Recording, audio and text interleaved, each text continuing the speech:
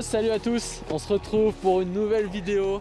On est au Setlo, on est à la maison avec notre Mister Liam Turki international les gars. Tout frais de retour des JO. Alors qu'est-ce que ça fait là? Raconte-nous d'être à la maison là. Ça fait du bien, ça fait du bien. Ça fait du bien. On peut sortir de la petite bulle sanitaire, c'est cool. Bah ouais. Il fait beau. Donc il fait grand beau, superbe journée au snowpark des Setlo. On va en profiter qu'il y ait Liam pour faire une petite vidéo sur le parc, voilà, découvrir un peu la zone, etc. Et puis voilà, on va profiter de la journée, se faire plaisir, il n'y a que ça à faire. Hein, vraiment là, les conditions sont super bonnes, le parc est vraiment bien shapé, il y a pas mal de modules qui sont sortis. Liam, t'es chaud? Ouais man, let's go man.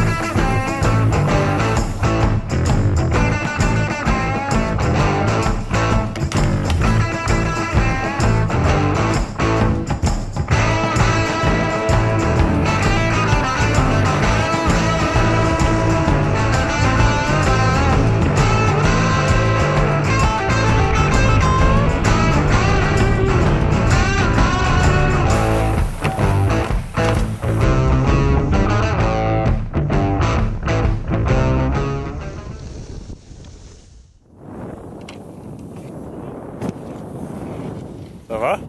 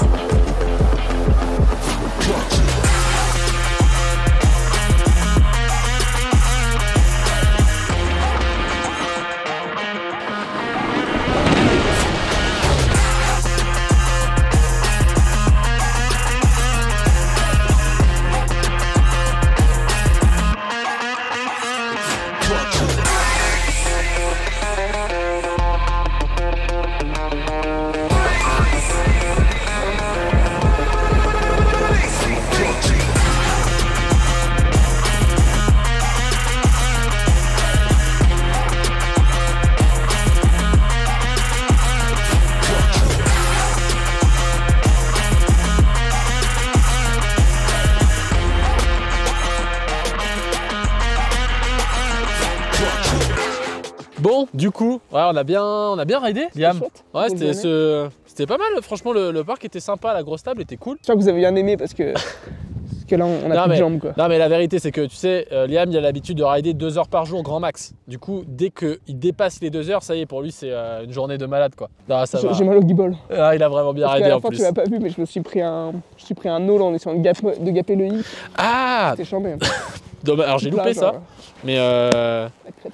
Ah, ça, t'as fait la crêpe. Ouais, la D'accord, bon, pas ouf. C'est l'occasion de parler de Liam, le dernier snowboarder français qui fait du halfpipe. Il revient tout juste des Jeux Olympiques. Donc, et raconte-nous un petit peu là, cette expérience-là, comment c'était là-bas? Ouais, c'était assez incroyable, hein, c'est fou. J'ai un peu du mal toujours à me dire que j'y étais. C'est un peu un rêve d'enfant qui s'est réalisé, mais ouais, je sais pas, quand on y est, comme souvent, comme beaucoup de choses, je pense, on se rend pas trop compte. Et j'imagine que ça va commencer à arriver dans mon esprit en mode wow, mec, t'as réussi à faire ça. Après, sur place, c'est pas passé exactement comme je voulais. J'ai pas fait tout ce que je voulais. J'ai pas plaqué mon run. Je suis pas allé au bout de l'aventure que je voulais, mais c'est pas grave. C'est comme ça. C'est partie du sport.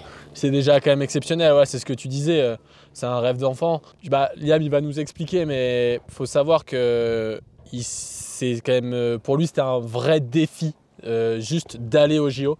Ah, beaucoup diront au JO il a pas fait enfin voilà, il est tombé ou quoi que ce soit, mais en fait je pense que les gens ne se rendent pas compte de la difficulté en fait juste pour aller au JO. Donc Liam il va pouvoir nous en parler. Je pense que ça fait quoi, 3-4 ans que c'est un peu la mission. Ouais, c'est ça. En gros, depuis les derniers JO, il n'y a plus d'équipe de France de snowboard halfpipe parce que les autres, enfin les anciennes ont arrêté après Pyeongchang, et du coup il n'y avait plus de coach, plus d'autres athlètes. Et la Fédé a juste décidé d'abandonner ma discipline et de me laisser me débrouiller dans mon coin. J'ai tout fait par moi-même, je me suis occupé de trouver le coach, d'organiser les déplacements, choisir les compétitions que je faisais, où j'allais, ce que je faisais tout le temps. Et bien sûr tout ça à mes frais. Et du coup c'était pas facile tous les jours, c'était cool quand même, c'était une bonne aventure. Grosse aventure, moi par exemple, mais c'est vrai que du coup ça fait quand même... depuis le début de l'aventure qu'avec Liam on se voit quand on peut, mais c'est vrai que c'est tout le temps, on essaye de s'appeler en coup de vent et c'est je suis aux États-Unis pour m'entraîner, je suis en Suisse pour m'entraîner. Liam il est obligé d'aller à l'étranger, il a été obligé de dépenser énormément d'argent pour s'entraîner, pour aller trouver des lieux et des gens qui allaient pouvoir l'aider. Le fait de prendre un coach privé, ce genre de choses. Donc voilà, c'est un vrai aboutissement. Honnêtement, c'est 4 ans de galère quand même. Il y a du bon, il y a du très bon, forcément, parce qu'il vit un peu tu vis ta vie de rêve. Ouais, c'est incroyable, hein. J'ai été dans toutes les meilleures stations dont vous pouvez rêver. J'ai aidé à Mamos, à Vail, à Aspen, à Cooper. Il y a des sacrifices aussi. Il y a des sacrifices, t'es jamais chez toi. Scolairement, c'est plus compliqué aussi. C'est pas la vie de rêve tout le temps. Et raconte-nous un peu, parce qu'avec Liam, on s'est vu, il me semble, juste 2 jours avant qu'ils annoncent les sélections pour les Jeux Olympiques. Et je t'ai appelé après qu'on savait qu'il était sélectionné, mais comment tu l'as appris et qu'est-ce que ça a fait quand tu l'as appris, quoi? Je m'y attendais un peu, du coup j'étais déjà sur le préparatif. Comme d'hab, j'étais à l'arrache, il me manquait des planches, il fallait que j'aille les faire structurer. J'étais un peu en galère un peu de partout, dans les bouchons à Grenoble. Et dans les bouchons à Grenoble, il y a mon coach qui m'appelle et qui me dit, le coach de slopestyle français, Maxence Tevel, qui me coach de temps en temps. Par exemple au jeu, c'était lui mon coach. Et dès qu'il peut, en fait, il me donne des coups de main et il est là pour moi, quoi. Et du coup, c'est lui qui est le référent coach snowboard à la Fédé, donc c'est lui qui a eu l'info en premier. Il m'a appelé, il m'a dit ouais bon c'est bon, t'es sélectionné. Et t'étais dans la caisse? Ouais, j'étais dans les bouchons à Grenoble, je pétais un câble parce que j'arrivais pas à aller récupérer les... Ah du coup d'un coup de tête tu t'en foutais un peu des bouchons, quoi? Mais non, même pas, franchement j'étais encore saoulé. J'étais en mode trop cool, mais putain maintenant faut vraiment que j'arrive là-bas à temps, quoi. Sinon ouais, pas d'info de la Fédé plutôt, on était vraiment dans le noir complet. Juste tout vite, explique en gros comment ça se passe pour aller au jeu, le classement. Ouais, faut être sur le circuit Coupe du Monde. Et dans les 3 années avant les Jeux, tu vas faire un max de Coupe du Monde et ils prennent le top 5 de tes meilleures Coupes du Monde, plus les derniers championnats du monde. Donc là, c'était ceux de 2021 à Aspen. Et ils prennent ton classement, ça te donne des points. Et tous ces points, donc les points des 5 meilleures Coupes du Monde que tu as fait, s'additionnent. Et ça te fait un classement. Et si tu es dans le top 25, enfin dans le top 24 de ce classement, tu es sélectionné. Et en sachant qu'ils ont un quota en plus pour les Chinois. Vu que c'était le lieu, d'accord. Du coup, ça c'est la 25e personne, mais elle n'avait pas besoin d'être dans le top 24. Ok. Mais après, chaque pays a une limite maximum de 4 riders. Et du coup, tu vois, s'il y a, par exemple, les ricains sont pleins, et s'il y a 8 ricains, c'est comme s'il n'y en avait que 4 devant moi. Et toi, du coup, tu étais vraiment au classement mondial, tu étais combien? En enlevant les autres riders, enfin ceux qui étaient plus que les quotas de leur pays. Que 4 par nation. Ouais, j'étais 17. Et voilà. 17e mondial, 17e au classement pour rentrer dans le quota des JO, c'est quand même pas mal. Ouais, c'est mieux que ce que j'ai fait aux JO. Non, voilà, justement, c'est parfait. Raconte-nous juste tout vite l'ambiance là-bas, le village, on voit toujours sur les réseaux sociaux, genre t'arrives mec, t'as la chambre à toi, tout à l'effigie des JO. Ouais, c'est ça. Bah, en gros, genre on arrive, bon, pour mettre l'envers du décor, les trucs pas ouf qu'on met pas toujours sur Instagram. Donc on arrive, on a, je sais pas, tout plein de trucs de contrôle à passer à l'aéroport. L'aéroport était vide, il n'y avait que nous. Et l'aéroport de Pékin, c'est une petite ville en Chine. Du coup, on arrive, on passe les premiers points de contrôle, on arrive, ils nous font un test PCR dans le nez où ils nous grattent le fond du cerveau, un au fond de la gorge où ils nous caressent la glotte et tout, c'était stylé. Oh.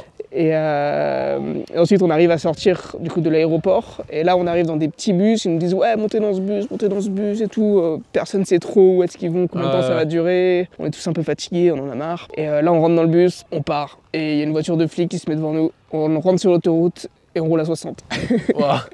Et on roule à 60 pendant 4 heures, 4 heures et demie. C'était pas loin, hein, mais du coup c'était loin. Oui, à 60 km/h c'est plus loin, forcément. Et à la fin du voyage, ça paraissait interminable. Ouais, tu m'étonnes. Et voilà, du coup après on arrive au village olympique, ils nous donnent nos chambres. Là on a plein de cadeaux, tout plein de trucs, des téléphones pliables et tout. Là, les trucs c'était un téléphone Samsung quoi, que vous avez eu comme ça en cadeau. Tous les athlètes ont ça. Avec un petit, avec le logo des JO dessus, en mode édition limitée et tout.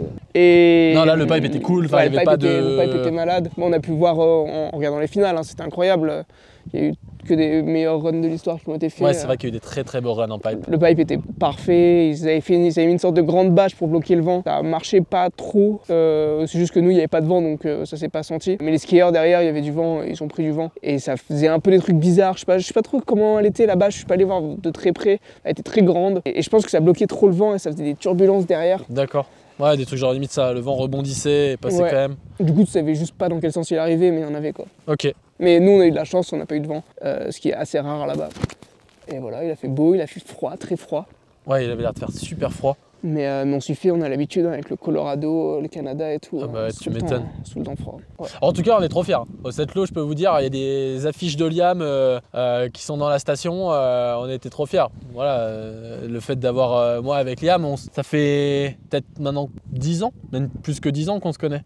Ouais, je pense. Et on a commencé le club ensemble. Liam était depuis peut-être 2 ans avant moi, mais bon, il était meilleur. Et il est encore meilleur du coup, parce que moi je suis pas allé au JO.